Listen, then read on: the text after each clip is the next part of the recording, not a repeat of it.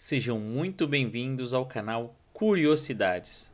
O vídeo de hoje é sobre Lisboa, a cidade que tem o DNA do descobrimento. A história de Lisboa tem mais de 1000 anos, porém, antes mesmo de se tornar a cidade que é hoje, a região já era muito conhecida por outros povos devido ao seu avançado porto e servia como posto de comércio mais a oeste no mundo naquela época. Existem registros e construções dos fenícios em Lisboa, já que eles eram os principais importadores de produtos lusitanos, como metais preciosos, sal e os famosos cavalos puro sangue, que já eram desejados por nobres de outras nações. Um pouco depois dos fenícios, foram os gregos que montaram um importante centro de comércio na cidade. Vindo do Mediterrâneo, eles usavam o excelente porto de Lisboa para vender e comprar produtos, além de servir como base para viagens mais ao norte da Europa. Porém, esse posto de comércio grego teve que ser abandonado após sucessivos ataques dos cártagos, que emboscavam todas as tentativas de passagem grega pela região, onde hoje se encontra a Tunísia.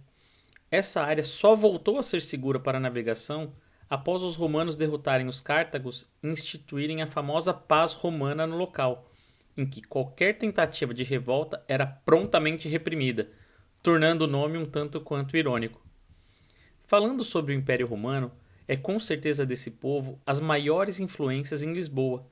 Júlio César anexou a cidade ao Império e, além disso, concedeu um privilégio raro na época, que foi conhecê-la como cidade romana, mesmo com os habitantes não sendo de origem italiana.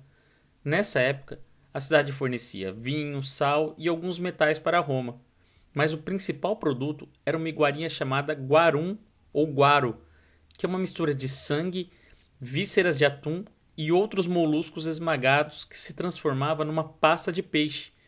Os nobres pagavam caríssimo e Lisboa conseguiu muitos recursos durante esse período. Uma parte importante da história de Lisboa foram as invasões muçulmanas que ocorreram em toda a Península Ibérica. Foram quase 3 séculos de saques, pilhagens e guerras. A maioria das cidades sucumbiu por completo nesse período, mas Lisboa se manteve firme, sempre resistindo, preservando sua cultura e religião.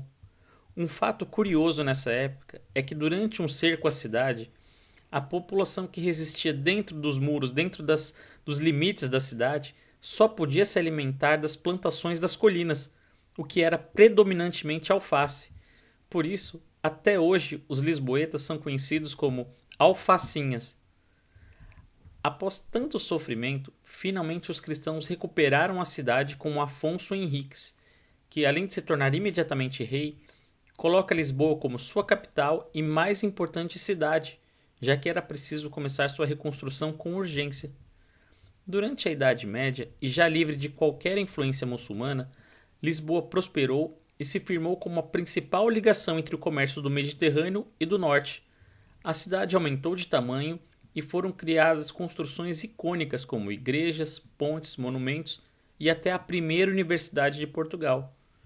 Com todo esse desenvolvimento, Lisboa passou a receber visitantes de várias partes do mundo e essas misturas de ideias, pensadores e cientistas deu início à era das navegações na cidade e no país. Foi de Lisboa que partiram as grandes embarcações de Vasco da Gama, que descobriu uma nova rota até as Índias, e de Pedro Álvares Cabral, que desbravou o território brasileiro. Lisboa foi a primeira cidade a tratar a questão da navegação como política de Estado, e todos os investimentos possíveis eram feitos para que obtivessem sucesso nessa empreitada. Lisboa passou por uma tragédia em 1755, com um terremoto que praticamente destruiu toda a cidade, mas sob a liderança de Marquês de Pombal, a cidade foi reconstruída e continuou seu rumo de crescimento. Após séculos de monarquia, Portugal instituiu a República como forma de governo, e Lisboa passou a ter ainda mais autonomia. Nessa época, floresceu na cidade um pensamento liberal e muitos teatros, casas de show e faculdades de artes foram inauguradas. Mas assim como todo o país, Lisboa também sofreu com problemas políticos e teve que lidar, entre outras coisas, com a ditadura de Salazar durante mais de 40 anos, depois com brigas partidárias entre radicais de extrema esquerda e direita, até que em 1985 o país assina o Tratado de Adesão à Comunidade Econômica Europeia e vem sendo governado desde então democraticamente com alternância partidária. Hoje, Lisboa é a cidade mais rica de Portugal e figura constantemente como um dos principais destinos de viagem na Europa.